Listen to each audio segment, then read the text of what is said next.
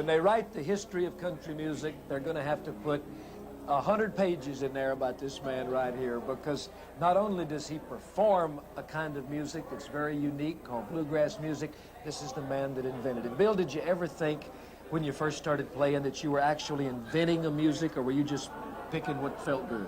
Bill, to start with, I set out to have a music of my own, you know, where I wouldn't be copying nobody. And I was born and raised in Kentucky, so it's called the Bluegrass State, so that's where I got the name of bluegrass. I got to ask you one thing. Yes. I've never asked you this. Why don't bluegrass pickers ever smile? Now look, I ask you, every one of them starts grinning. But when you play, you look so serious. I know they all work hard at it, you know, they want to do it right. And I guess that's the truth. It's not really a law that you can't, you get fired if you smile. No, I'll let them smile if they want to. I understand that there really was an Uncle Pen. I know Uncle Pen is one of your big songs. Tell me about Uncle Pen. Well, Uncle Pen Vanderbilt, that was on my mother's side, you know. And he was the first fellow that I ever heard play a fiddle when I was just a small boy, you know, about 6 or 8 years old. And he was a wonderful uncle. And that's where I heard my first fiddle music at.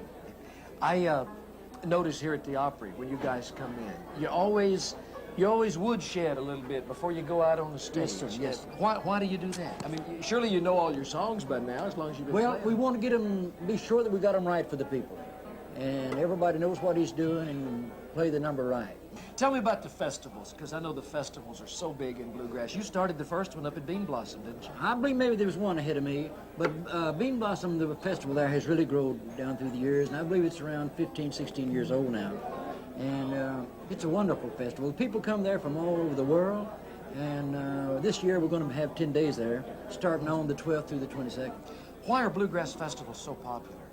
Well, they get to go there and they get to visit with their friends and they get to hear the music they love, and it's just a wonderful get-together. I've always wanted to go to one. I've always wanted just to put on an old hat and grow a beard when nobody'd know who I was and sit on the back row. Why can't I tell them in the state of Indiana that you might come by? I wish you would. Oh, boy, I'd love But to just tell them I'm going to come as a fan. I don't want to come to pick or nothing. I just want to come as a fan and sit out and enjoy it, because I love it. You would get up on the stage and say hello, though, wouldn't you? Well, I'd say hi.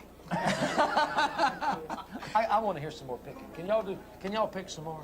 Listen, you remember an old timer called Sally Goodin? Oh, Lord, yeah, I wish I had my guitar.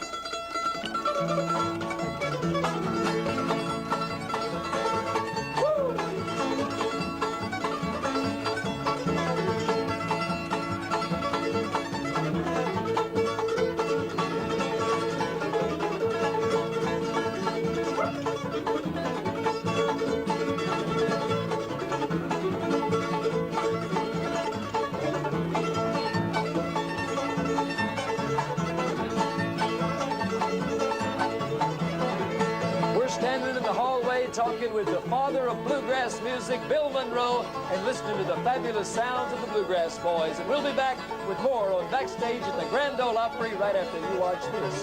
Keep it.